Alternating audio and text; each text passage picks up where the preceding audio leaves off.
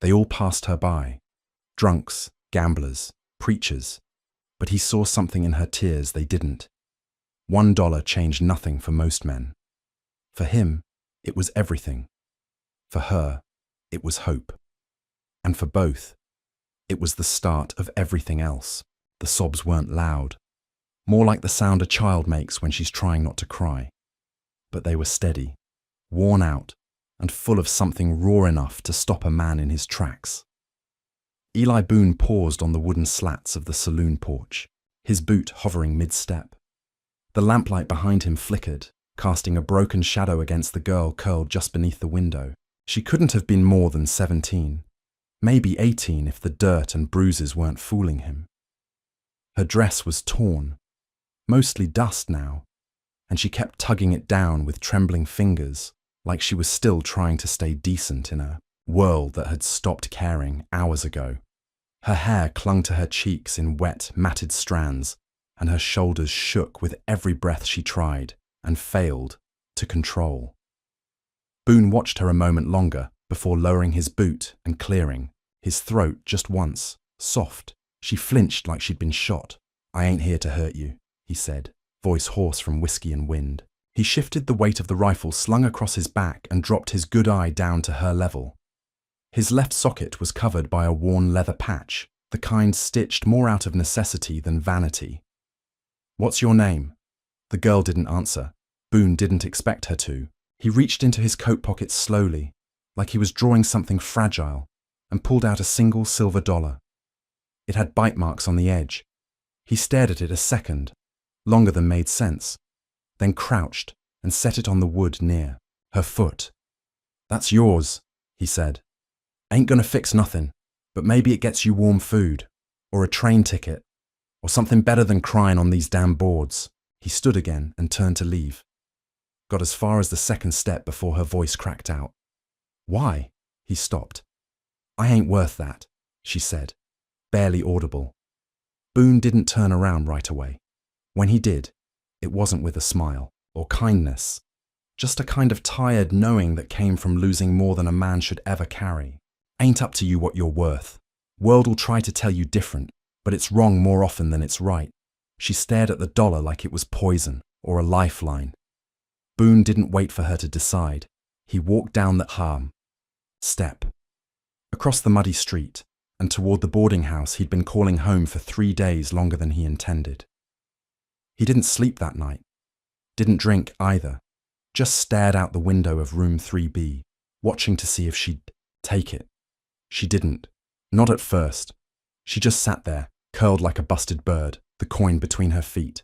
But sometime after midnight, when even the worst drunks had passed out, and the pianist's hands had gone quiet, she reached forward with shaking fingers and took it. Boone exhaled. He didn't know why that mattered so much. The next morning brought dust and silence. The town of Harrow Creek had the kind of quiet that made you nervous, like even the ground was holding its breath. Boone strapped his rifle across his back, stepped out into the grey light, and started toward the livery to collect his horse. He had no intention of seeing the girl again. He wasn't a man built for second chapters. He barely survived the first. But he saw her anyway, standing in front of the general store with that same torn dress, the dollar clutched in her hand like it might vanish. She saw him too. "Wait!" Boone stopped. She ran up, bare feet slapping the dust. I didn't spend it. Not yet." "You don't owe me anything," Boone said, keeping his voice even. "I know. I wanted you to know it mattered." That did something strange to his chest.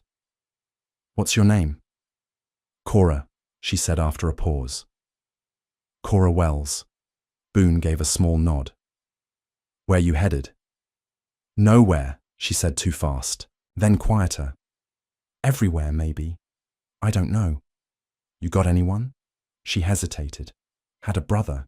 He left for Kansas 2 months ago. Said he'd send for me. But then someone told me he died in a fire." Boone didn't ask who someone was, but his jaw tightened. "You staying with anyone now?" "No." Another pause. "You hungry?"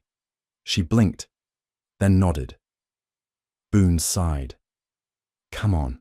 They walked in silence. The cafe was barely more than a shack with a griddle, but the woman behind the counter knew Boone enough not to ask questions. She set a plate in front of Cora, steaming with eggs and bread, and Cora stared at it like it was magic. He watched her eat like a man trying not to feel too much. Afterward, he thought that'd be it. $1, a plate, a kind word. He'd done more than most would. But when he stood, she stood too. I don't got nowhere to be, she said softly. But I can work. Clean, mend things. You need anything? He didn't need a damn thing. But the lie came easy. Might could use someone to check my saddle straps. So she followed him. That's how it began. A girl who cried outside a saloon. For hours, and a one-eyed gunslinger who didn't know how to walk away once his last dollar was gone. Boone kept riding west, like he always did, and Cora kept following because the silence beside him was the first that didn't feel dangerous. The road didn't care who you were or what you'd done, and neither did Boone. She asked questions sometimes, and he answered when he could. Other times, they just rode. They reached Denton's Hollow by the end of the week, a town as forgettable as the ones before it. Boone tied his horse outside a rundown smithy, checked his rifle out of habit, and noticed Cora wasn't beside him anymore. He turned. She was across the street, standing frozen in front of a window display. A faded wanted poster fluttered there, the face half torn but still visible. Boone crossed quickly. Cora? Her face had gone white. She lifted a hand, pointed. That man. I know him. Boone looked. The name was half gone, but the eyes weren't. Who is he? Cora's voice shook. The one who told me my brother was dead. Boone stared hard. You sure? She nodded. He said it like he was proud. Said my brother should have stayed put. That the world don't wait for fools. Boone turned back to the poster. The man's reward was high. Too high for someone who only torched barns. Come on, Boone said, voice low. We need to talk. But before they could move, a voice rang out. Well, I'll be damned. Little bird found herself a nest. Boone turned slow. The man from the poster stood across the street, hand resting near his hip, eyes narrowed beneath a crooked hat. Cora stepped behind Boone, and just like that, the dollar didn't seem like the beginning anymore. It felt like a warning. The moment stretched thin as old rope. Boone didn't blink. The man across the street wore a grin like a knife, sharp and slow, as if he enjoyed the silence just as much as what might break it. Cora didn't speak, but her hands fisted the back of Boone's coat, her grip trembling. Boone's one good eye stayed locked on the stranger, and his hand hovered near the butt of the revolver at his hip. Not threatening, not nervous, just ready, always ready. Didn't expect to see you again, girl, the man said, shifting his weight. His spurs clicked against the wood of the saloon porch. And with company. Look at that. You trade up from begging for change. Boone's voice came out flat. Name, the man chuckled. That depends. You law. Boone didn't answer. The man took a step forward. Name's Reese Cutter. Boone's jaw twitched. He'd heard that name before, passed quiet over whiskey-stained poker tables and backroom deals. Nothing concrete, just the kind of whispers that made you keep your back to a wall and your gun close at night. Cora, Boone said quietly without turning. Go back inside. She didn't move. Now! She stepped back but didn't fully retreat. Boone didn't press. He could feel her behind him, like a storm he hadn't prepared for but was going to walk through anyway. Reese Cutter tilted his head. You her new daddy, mister. Boone's fingers twitched. He didn't draw. Not yet. I'm the man who gave her $1, he said. And I'd give up a whole lot more to keep it from becoming a mistake. That made Cutter laugh, loud and sharp. The few townsfolk lingering on porches suddenly remembered errands they hadn't run. One woman closed her shutters without looking out first. You think you scare me? Cutter spat. You're a half-blind relic with dust in his spine. Boone didn't answer. He didn't need to. Cutter stared at him for a beat longer, then smirked, brushing past a hitching post and heading down the street, calling over his shoulder. She'll come find me when you run dry, old man. They always do. Boone let him walk. Only when Cutter disappeared into the crowd did he finally exhale. Then he turned to Cora. Her face was pale again, her mouth tight. That him? Boone asked. She nodded once. Boone looked away. We ride in 10.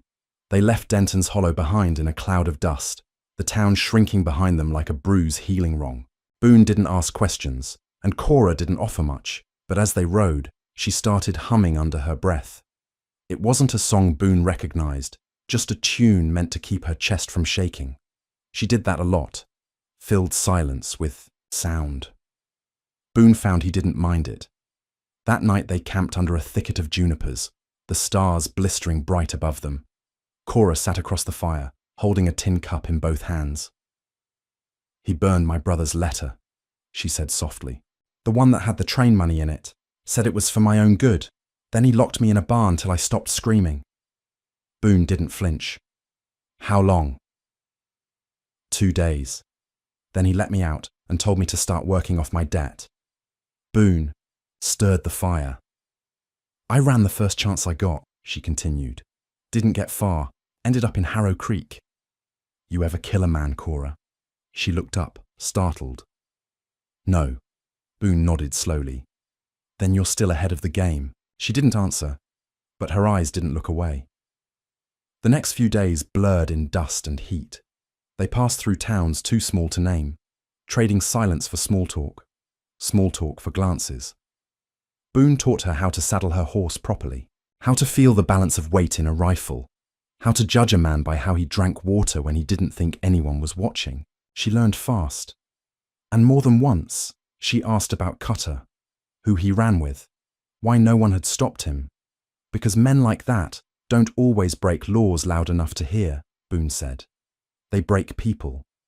Quiet. One morning, near the edge of Jubilee Flats, Boone saw the same poster again. Reese Cutter. Alive. Reward. $2,000. This time it was fresh.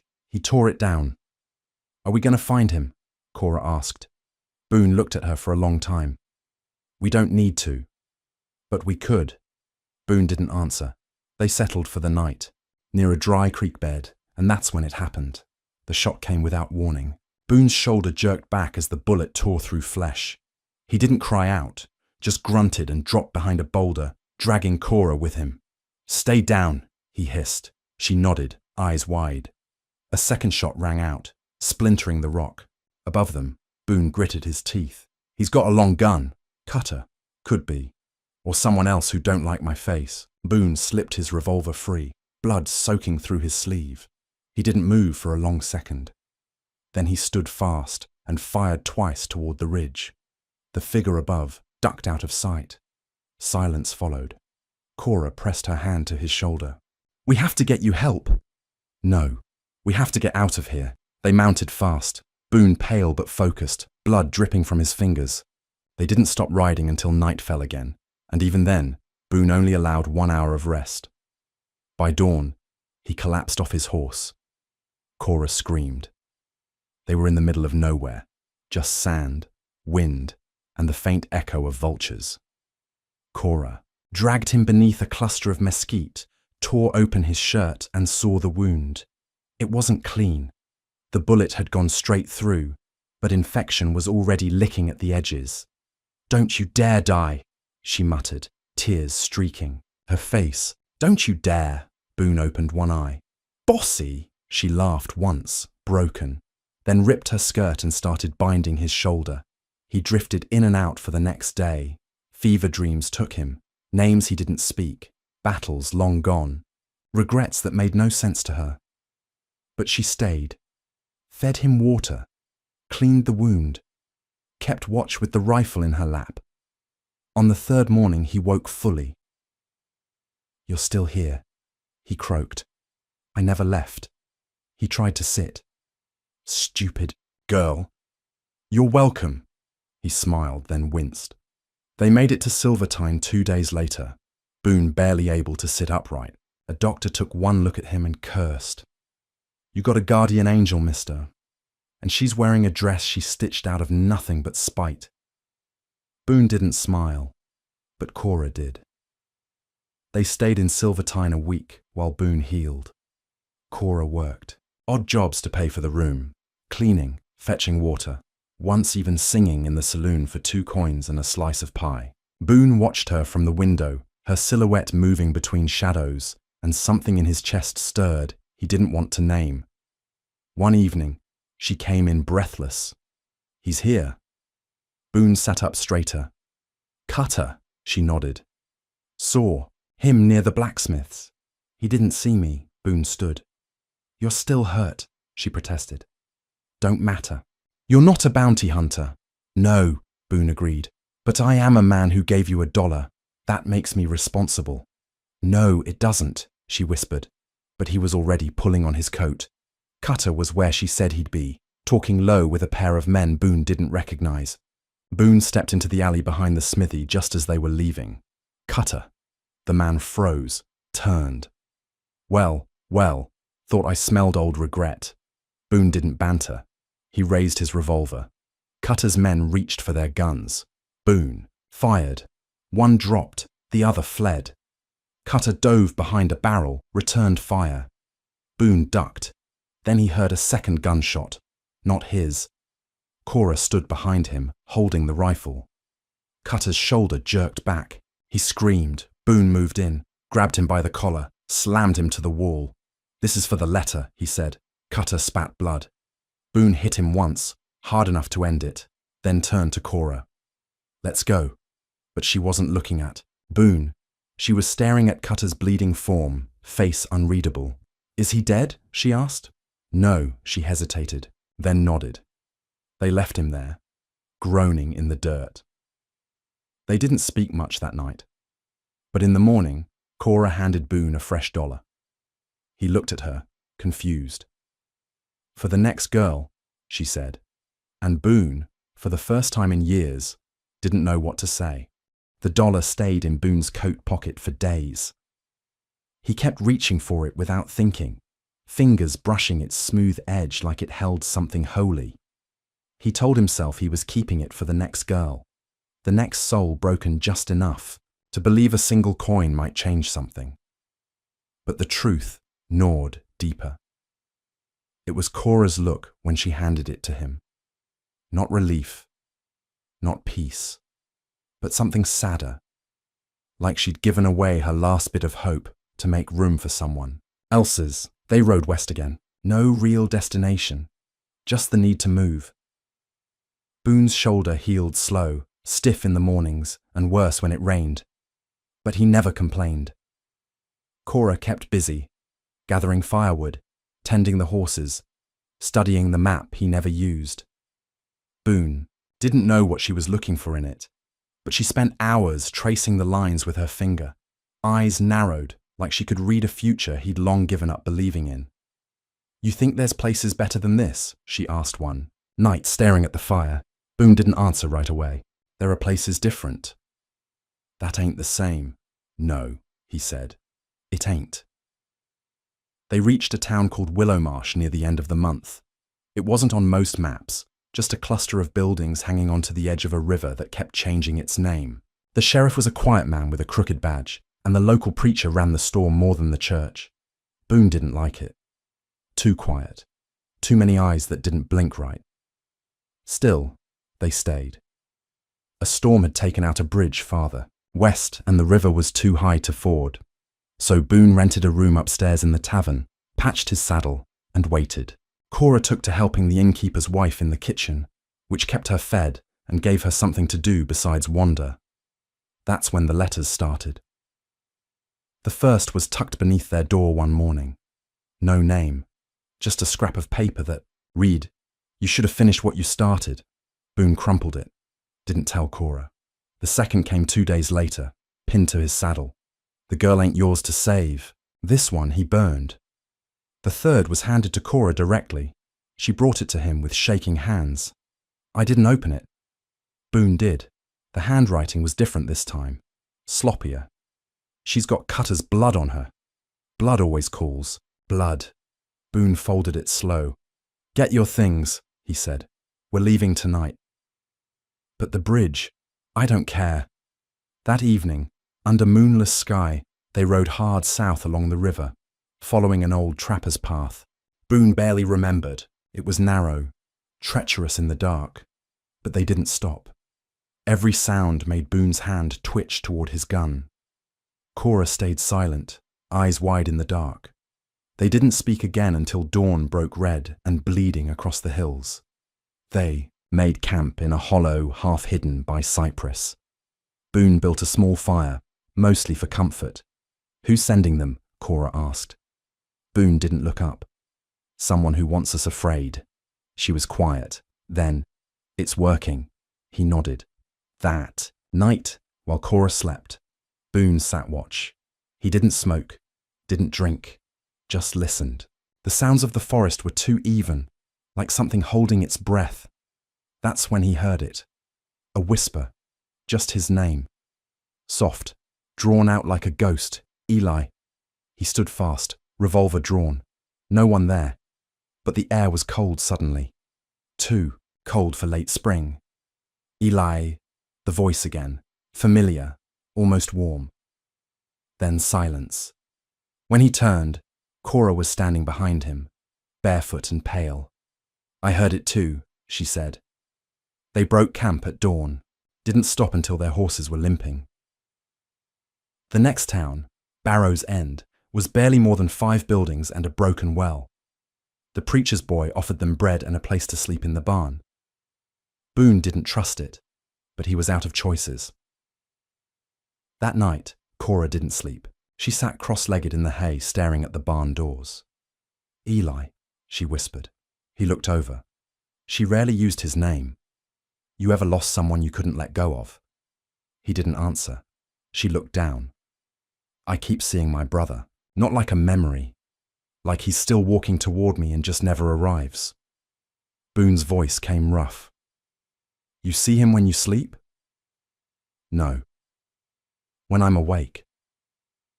Boone crossed the barn, sat beside her. It's grief. Plays tricks on the brain. That what the voice was? He didn't answer. Cora stared at the barn doors. I think something's following us. Boone said nothing. She looked at him. I think it's not just Cutter's people. He met her gaze. Then we keep moving. Barrow's End didn't want them to stay anyway. The next morning, the preacher's boy was gone. So was the horse Boone had left, tied behind the church. They found a message carved into the stable wall. Leave her behind. Boone didn't say a word. Just saddled what was left and rode. They made it halfway to the next town before Cora broke. I should have died in that barn, she said, eyes wet. Would have saved you a bullet and a month of running. Boone didn't slow. Then I'd still be in Harrow Creek wondering why no one cried outside that saloon. She laughed, bitter. You always got something to say. I'm old. That's all I've got left. They stopped in a canyon 2 nights later. The river nearby had a trickle of clean water. Boone collapsed beside it, eyes rimmed red. Cora watched him. You're burning up again, she said. It'll pass. You said that last time. He didn't argue. Couldn't. She pulled the coin from his coat, the one she gave him. You, still carrying this? Boone nodded. Why? He met her eyes. Because if I die, I want someone to know I didn't spend it. She didn't know what to say to that. The next morning, Boone couldn't walk. The fever had worsened. Cora stood, over him, jaw tight. She made a decision. I'll be back, she said. Don't. I have to. She took the coin and rode for the nearest town. 3 hours later, she arrived in a place called St. Hollow, clean, quiet, and full of the wrong kind of eyes. She went straight to the doctor. My friend's sick, she said.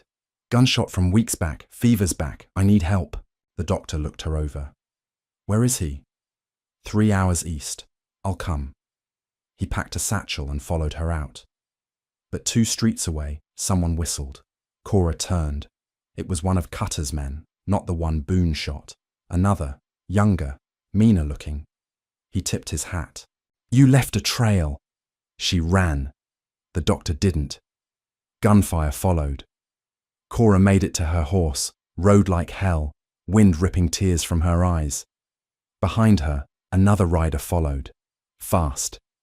Boone was where she left him, barely breathing. She dropped. Beside him, breath ragged. "We gotta go," he stirred. "You bring help?" Not exactly. The rider closed in. She could hear the hooves, feel the earth shake. Boone opened one eye. "Give me the coin." "What?" "Cora, the coin." She dropped it in his hand. He closed his fingers around it, then sat up, groaning. She helped him. To the rifle. The rider appeared on the ridge, a boy really, no more than 19. Rifle raised. Boone fired once. The boy dropped. Silence. Boone collapsed. Cora screamed. He didn't move.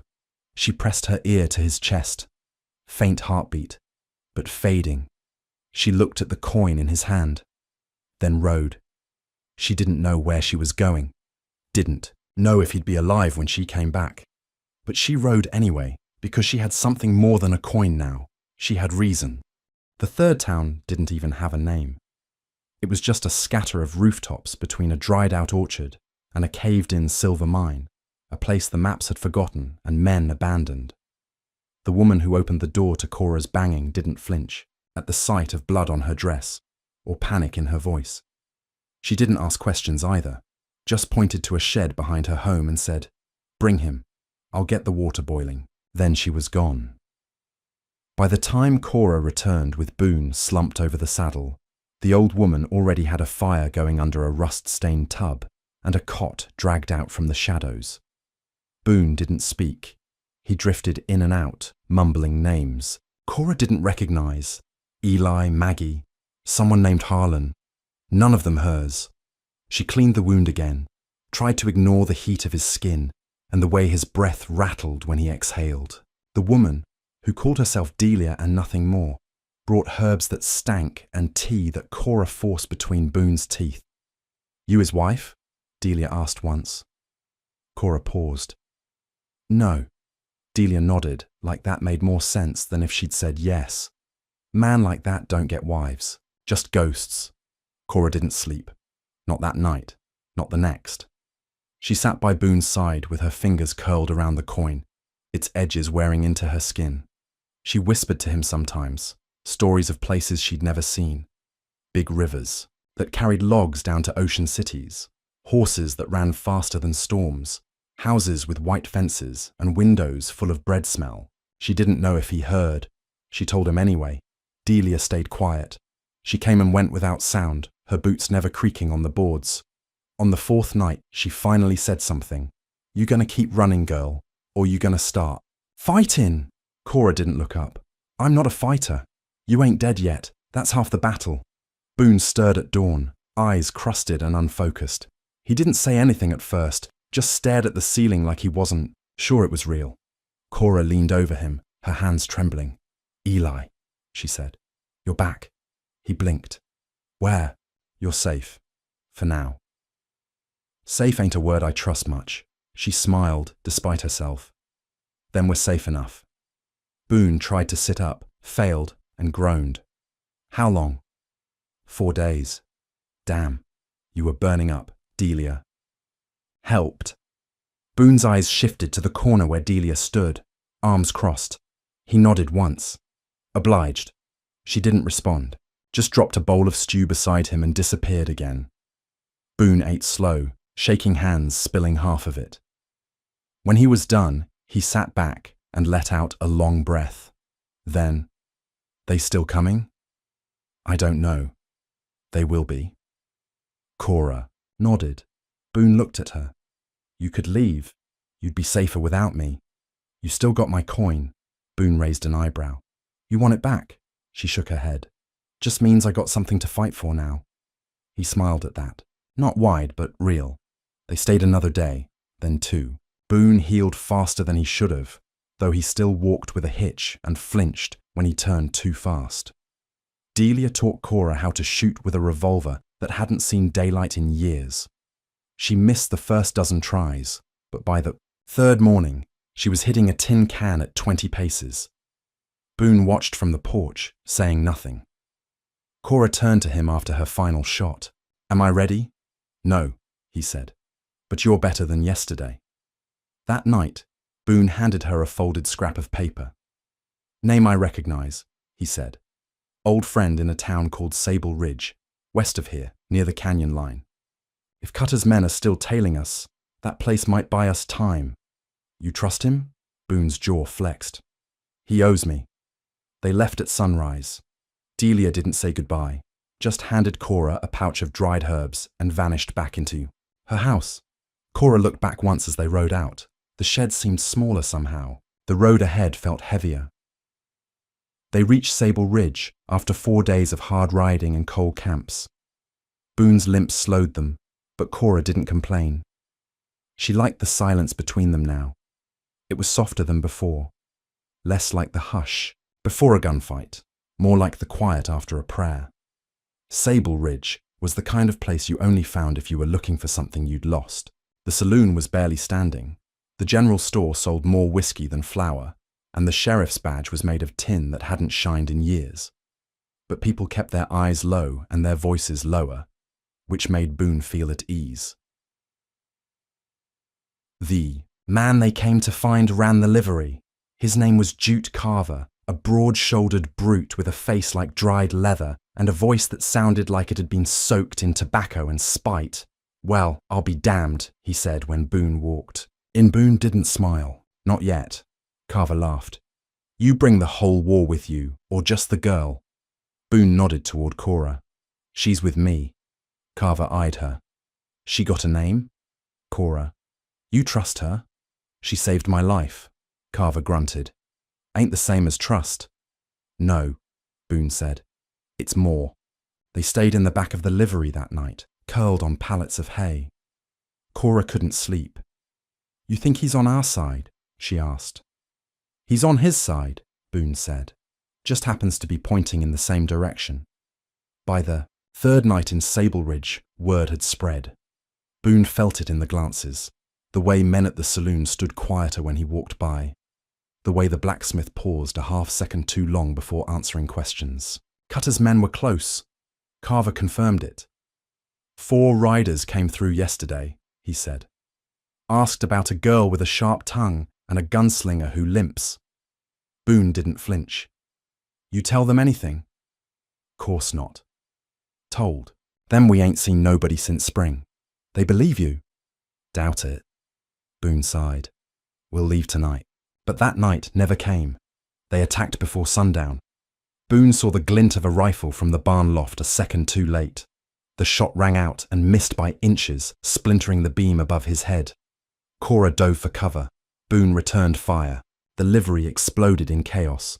Horses screaming, gunshots echoing, the smell of smoke and blood thick in the air.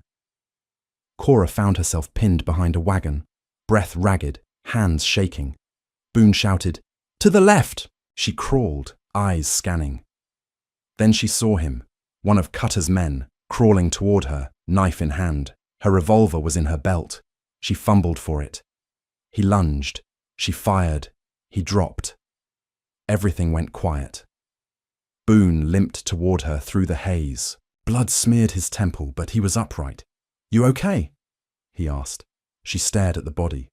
Nodded. "You shot clean," he said. Didn't flinch. She didn't feel proud, just cold. Carver appeared then, dragging another body by the collar. "They ain't gonna stop," he said. "You know that, right?" Boone looked at Cora. "I know." "Then where you going next?" Boone didn't answer right away. Then, "Back east. There's a preacher I knew in Ash Hollow. Has a bell. Tower no one climbs anymore. I figure it might make a decent place to make a stand." Carver grunted. "You're gonna stand, huh? Not run?" Boone nodded. Tired of running, Carver didn't argue. Cora stayed quiet on the ride out. That night, as they camped on a ridge overlooking a dry ravine, she turned to Boone. "If we stand and fight," she said, "we'll die. Maybe, but we'll stop running." "Yeah," Cora pulled the coin from her pocket, turned it over in her hand. "You ever wonder if you gave me that dollar instead of the other way around?" she asked. Boone looked at her. Every day. She tucked it away again. Above them, the stars blinked, through the dark like the eyes of old ghosts. Cora whispered, "Then let's make 'em remember our names." Ash Hollow wasn't marked on any of the maps Boone carried, but he remembered every turn in the trail like muscle memory. He'd buried a man there once, a good one, maybe the last. The path eastward cut through what remained of burnt prairie, blackened skeletons of fence posts, still leaning after some firestorm long past, and the way narrowed through sandstone gullies that held echoes longer than they held light. Cora said little. Her fingers hadn't let go of the coin since they left Sable Ridge. She rode behind Boone, her eyes alert, her heart a tangle of fear, purpose, and something else she hadn't named yet. Boone hadn't said much either. His limp was worse. The wound had healed over, but it took more out of him than he admitted. Still, he rode tall in the saddle, one eye fixed on the horizon, the other empty socket hidden behind the worn leather patch that had become his signature. Townsfolk whispered he could see ghosts through it. Cora didn't ask. She didn't have to. They came over the final ridge near dusk, and Ash Hollow opened beneath them like a wound in the landscape. Just a handful of buildings, most of them sagging, a chapel with its steeple snapped clean by lightning, and a graveyard that stretched farther than the eye could trace. No saloon, no general store, just memory and stone. Boone dismounted slowly, each movement stiff. Cora scanned the horizon. "You sure this is the place?" "Sure as I'm breathing." "Doesn't look like much." Boone gave a low grunt. "That's why it works." The chapel door hung open, wind rattling it on one rusted hinge. Boone walked through it like he'd done it 100 times before. Inside, the pews were cracked and covered in dust.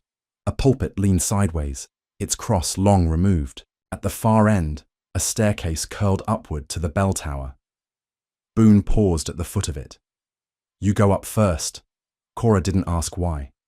She climbed, careful not to put weight on any board that creaked too loud. The tower was small, just enough, space for two to crouch beside the shuttered window slits, and for the heavy bronze bell that hadn't rung in years. From up there, the whole valley spread like a map. One road in, no other out. Boone joined her a minute later, wincing with every step. Cora looked out. "If they come, we'll see 'em long before they get close." Boone nodded. "That's the point." They made camp in the chapel itself, a fire pit in the center, smoke curling through the hole where the steeple used to be. Boone showed her how to strip and clean a rifle, how to lay traps with tripwire and glass. Cora listened like her life depended on it, because it did. That night, Boone told her the story. "Harlan was the preacher here," he said. "Didn't carry a gun, didn't have to. He had words, and when that didn't work, he had me." Cora leaned closer. "You protected him for a while, till the men he preached against rode in with fire and iron. They hung him from the bell rope, left him swinging over the pews." Cora swallowed. "Why'd you come back?" Boone looked into the flames. "Because I didn't stop them. The silence that followed wasn't empty. It was full of ghosts. They spent 3 days fortifying the chapel. Boone moved slower each day, but he pushed through. They set traps along the road, planted spikes in the soft dirt behind the graveyard, and stacked stones along the western edge for cover. Boone drew a map of the defenses in the dirt, showed her how to read it like scripture. Each night, they waited. On the 4th morning, smoke rose on the horizon. Cora saw it first. Black against the pale sky, moving fast. "They're coming," she said. Boone didn't blink. "Let 'em!" They took positions in the bell tower as the riders approached. 6 of them. Cutter wasn't among them, but his mark was. They wore black coats and silver pins shaped like a sun with jagged rays. Cora counted rifles, pistols, a sawed-off shotgun strapped to one man's back. Boone readied his repeater. "Aim for horses if you can. Unseat 'em. Make 'em scared before you make 'em dead. Cora didn't nod. Her eyes were steel. The riders stopped outside the chapel. One stepped forward, shouting, "Boone Lancer, we know you're in there." Boone fired. The man dropped before the echo faded. The rest scattered. Gunfire erupted like thunder, bullets tearing through wood, stone, everything. Boone moved like a machine, firing, reloading, firing again. Cora aimed careful. Every shot counted. They dropped 2 more men in the first pass. One tried to flank the chapel and hit a tripwire. Screamed. Then silence.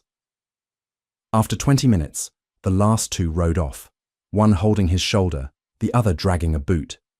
Cora exhaled hard. Her hands were red from gripping the rifle too tight. Boone leaned back, blood seeping through his bandage again. "We won?" Boone shook his head. "We delayed." They buried the dead behind the chapel. Cora read a passage from a Bible with no cover, her voice trembling. Boone didn't say anything, just placed rocks over the fresh graves and walked away. That night, the wind howled through the tower like it was trying to carry away their memories. Boone shivered beneath his coat, the fever creeping back. "You need rest," Cora said. "No, time. You won't survive another attack like that." Boone looked at her. "I don't plan to." Cora's jaw clenched. "Don't you dare!" He reached out, placed the coin in her palm. "You gave this to me," he said. "Time I gave it back." Cora stared down at it. "This isn't how it ends. It always ends like this." "No," she said. "Not for us." Boone smiled, faint and sad. "Then you better be ready." The next morning, a single rider approached, not fast, not cautious, just deliberate. Boone watched through the scope. "Cutter," he said. Cora tensed. "Alone? Means he ain't here to talk." They waited. Cutter rode up to the chapel steps, dismounted, and lit a cigarette. Then he shouted, "Lancer, I'm tired. Tired of chasing ghosts and little girls. Come out, and I'll make it quick." Boone didn't move. Cora whispered, "We could take him from here." "No, not yet." Cutter kept talking. "You took something of mine, Lancer. Something that don't belong to you." Boone leaned out the window. "What did I take, Cutter?" Cutter grinned. "My fear." Boone didn't fire. "Then I'll keep it." Cutter drew his gun fast. Fired. Boone dropped back. The shot missed. Cora returned fire. Missed too. Cutter ducked behind a stone wall and kept shouting, "You can't win this, Lancer. I've got 50 men coming." Boone whispered, "He's bluffing." "Are you sure?" "No." Cutter lit another cigarette. "I'll give you one chance. Walk away. Leave the girl. I just want her." Boone's voice rang out clear. "Then you die today." Cutter laughed. "You always were a fool." Then he charged. Boone didn't hesitate. Fired once, twice. Cutter staggered, fell. Boone exhaled. Then the world exploded. From behind the ridge, 15 riders crested the hill. Cora's heart dropped. Boone turned to her. "This is it." She grabbed his hand. "Then we stand." They rode like a thunderclap. 15 men, maybe more. Their silhouettes shaking the edge of the world as hooves churned dust into the late-day sky. They came fast, reckless, their coats snapping in the wind and guns already out. Boone had barely lowered the rifle from his shoulder before he was reaching for another clip of bullets with one hand and pulling Cora back from the tower ledge with the other. "Down!" he growled. "They're not Cutter's dogs. They're the kind that bite even when you shoot 'em." Cora didn't argue. She knew that tone now. When Boone sounded calmest, that was when hell was nearest. She crouched beside the narrow window, slit, heart hammering so hard it was a miracle she could breathe. Cutter's body still lay crumpled below, face up in the chapel yard, one boot twisted wrong, a red pool growing fast beneath him. The riders didn't seem to care. They split like a wave around his corpse, guns raised, eyes locked on the bell tower above. The first shots tore into the steeple like claws. Wood splintered, glass shattered. Boone shoved Cora down with his forearm and fired blind into the haze. One horse shrieked, threw its rider, and galloped off into the dry gulch beyond. The man didn't move. That was one. 14 left. They're trying to pin us, Boone muttered. He could feel it, the way the shots circled inward, not just aiming to kill, but to box them in. Won't take long. Cora was already crawling back toward the trap door. We can't stay up here. Exactly right.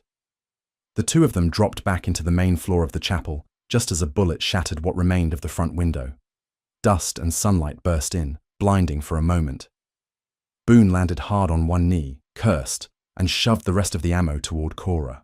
You remember the back exit? Behind the pulpit, she said. Her voice was dry but steady. Good. We make them think we're still holed up here, then slip out. I'll draw their attention. Cora's head whipped toward him. No. He was already tying the coin back into her shawl, fingers quick. I gave this back to you for a reason. I didn't take it back so you could go die. Boone paused. The breath he let out was too heavy for his chest. Then make it mean something. Before she could answer, he was gone, shoving open the front door of the chapel and firing into the open. Yells rose from the ridge. Gunfire returned like a storm. Cora froze for a split second. Then she ran. The tunnel behind the pulpit had been used once to sneak the dying out during fever season. Boone had said Harlan used it when the raiders came. All those years ago, sneaking the children into the woods while the adults bought time. Now Cora crawled through it, heart in her throat, Boone's last words pounding in her ears.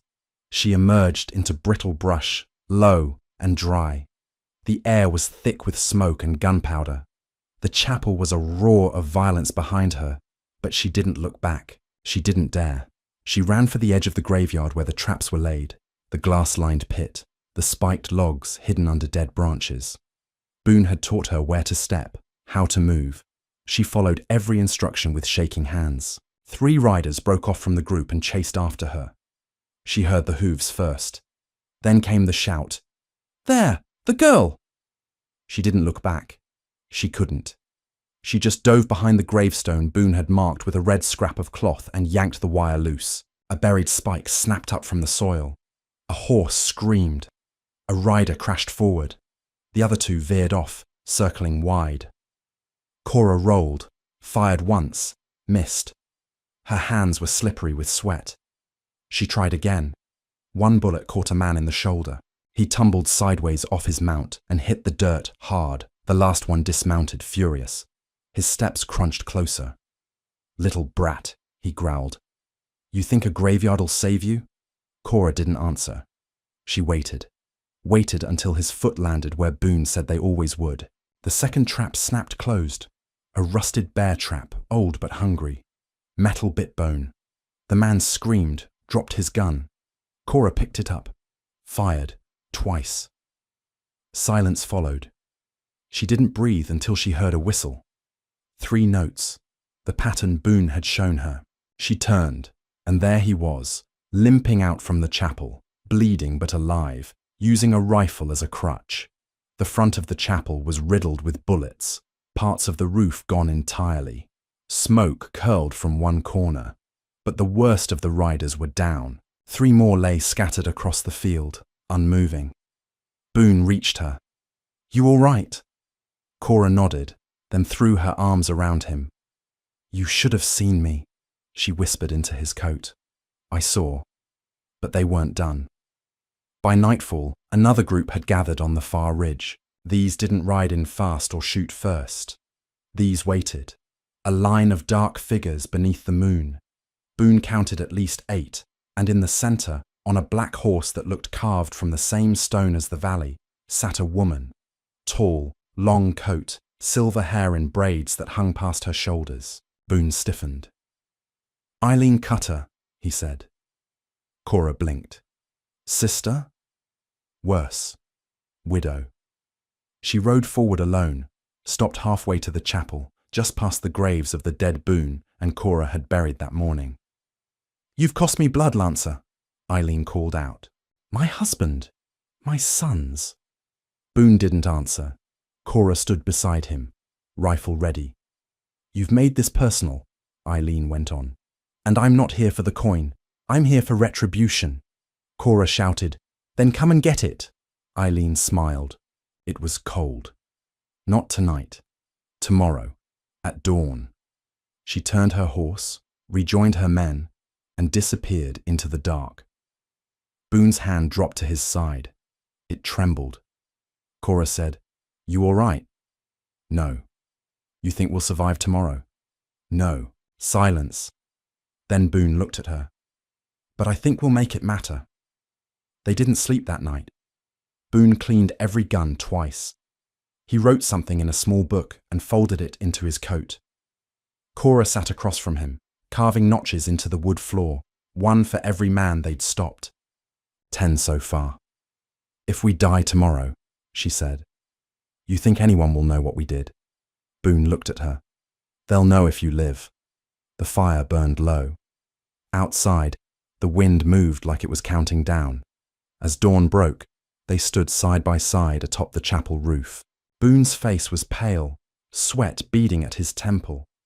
He coughed blood into his sleeve, but his hands never shook. Cora was silent, eyes trained on the rising sun. And then they came. Eileen Cutter and her riders moved in a straight line. No tricks, no speed, just purpose. Each one wore black. Each face was unreadable. The sun caught their rifles like teeth. Boone breathed deep. Today, we don't run. Cora nodded. We stand. The two of them waited, guns loaded, hearts full. And as the first shot rang out, Boone whispered, Let 'em remember. They came without war cries or galloping fury, just a steady, relentless march forward. Eileen Cutter and her riders looked like shadows breaking off from the mountain itself. There were no banners, no chaos, just the certainty of death riding in a row, rifles already drawn, eyes full of hunger. It was that calm that made it worse, that perfect ritual quiet like they had done this before, like they'd buried towns and turned children into orphans for years without needing to raise their voices once. Cora stood beside Boone on the chapel roof, fingers white around her rifle. Her knees wanted to give. Her stomach turned over once, twice. She didn't flinch, not even when Boone swayed beside her. He'd barely slept, barely eaten. His wound had reopened during the night, and she knew he'd be bleeding again beneath his coat. But he hadn't said a word about it. He just kept looking through the rifle scope, adjusting angles, muttering calculations like the numbers would. Hold the world together a little longer. He'd given her a fresh gun, a short one, easy to reload. Told her, This one's kinder to the shoulder. You'll be pulling that trigger more than once. She hadn't said anything at the time, but now, as the riders spread out below and began to take position, she whispered, You're not planning to survive this, are you? Boone didn't look at her. Ain't that? I'm not planning to, just not counting on it. Cora swallowed, turned back to the horizon. Then count on me. The first shot cracked the silence like glass, shattering under weight. Boone didn't wait for the dust to settle. He dropped one man from the back line with a bullet straight through the chest. Cora saw the others jolt, but they didn't break ranks.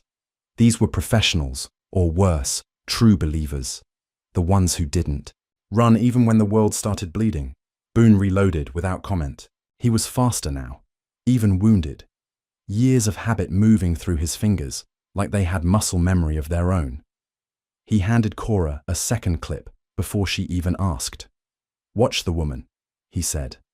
Eileen Cutter hadn't moved.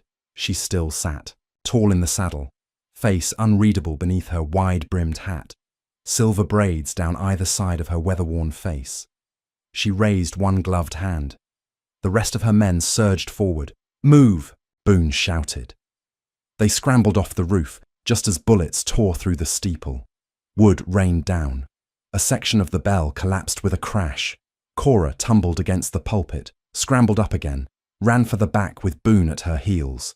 Another bullet grazed the edge of the pew beside her. She could smell the heat in the wood, hear the roar of hooves drawing closer. They were out the side door and into the graveyard before the main doors were kicked in. Boone shoved a dynamite fuse into her hand. North post. 5 seconds burn. Get to cover, Cora hesitated. What about, I'll be right behind. She didn't argue. Not anymore.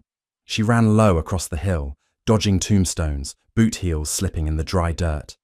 Boone veered west, toward the path he'd mined last night, dragging the rifle behind him like a wounded leg. He disappeared behind a crumbling stone, arched just as 2 of the riders came into view. They spotted her too late. She lit the fuse, tossed the stick, and dove into a shallow ditch. The explosion ripped the air. 1 man was thrown off his horse entirely. The other reared back, screaming. His horse bolted. Cora coughed dust, checked her gun, and crawled for the next position. A second blast rolled in from the west. Boone's trap. Then gunfire, sharp, focused. He'd found higher ground, but they were still coming. 3 more riders made it to the chapel wall, dismounted, and began moving in formation. They were smart, not rushing. Cora heard the way they moved. Deliberate, systematic. They'd done this before. One of them took cover behind the old altar stone and began firing toward Boone's ridge. That was when Cora stood. She had no height advantage, no cover, but she had Boone's gun. She fired once, missed. Again, again. 4th bullet struck the man in the thigh. He dropped. His partner wheeled to fire, but she was already moving, sliding down the slope, closer now. Another rifle cracked. Boone, covering her. That man went down too. But Eileen Cutter had still not moved. She sat watching, like a judge at the gallows, her men dying around her, unmoved. Then slowly she dismounted. Boone saw her too late. By the time he registered her approach, she had already crossed the field. Alone. Confident. "Boone Lancer," she called. "You're owed more than a bullet, and I mean to deliver it myself." Cora heard her, felt the cold of those words settle between her ribs. She turned toward the ridge. Boone was standing now, back to a broken pillar. Gun out, barely breathing. Eileen stopped 10 feet from him. "You killed my husband," she said. "He was going to kill the girl. You stole my boys." They were already lost. Eileen nodded once, then drew her weapon. Cora screamed, "Boone!" But the gun had already fired. 1 shot. Only 1. And it wasn't Eileen's. She staggered back, hand to her stomach. Blood poured through her fingers. Her face didn't change, just tilted toward Boone with a strange, disappointed calm. Then she fell. Boone's hand dropped. He slumped back against the pillar. Cora reached him just in time to catch his weight. He was smiling, faintly, like he was somewhere else now. "You stayed alive," she whispered, pressing both hands to his chest. "You're okay." He coughed. "Not sure I'd go that far." "You can't die. You said I had to live so people would know. So you can't." "Boone, don't go." He looked at her. Really looked, with the one good eye that had seen more. War than peace. More loss than any man ought to. "I didn't give you that coin because I thought you needed money," he said. "I gave it to you because it meant I believed in you. And I still do." She shook her head. "Don't talk like this. You already made it matter. You already did." He went still. She didn't cry. Not right away. She just held him, rocked him once, then laid him down like she was tucking a coat over him in winter. The battle was done. The last of the riders had scattered. Word spread quick that Eileen Cutter was dead, that Boone Lancer had outgunned them all. No one stayed to confirm it, even the greedy know when a ghost has taken root in a place. 3 days later, the saloon reopened under new management. The chapel was rebuilt. Cora oversaw it herself. She wore Boone's coat, tied the silver coin into her belt. And every dawn, she walked past the old marker where Boone was buried, past the stone that read simply, "He made it matter." Children began asking about him, so she told the story. Every time, never quite the same way, but always with the truth tucked inside. About A girl who cried outside a saloon door until a one-eyed gunslinger gave her his last dollar, and in doing so, gave her the rest of her life.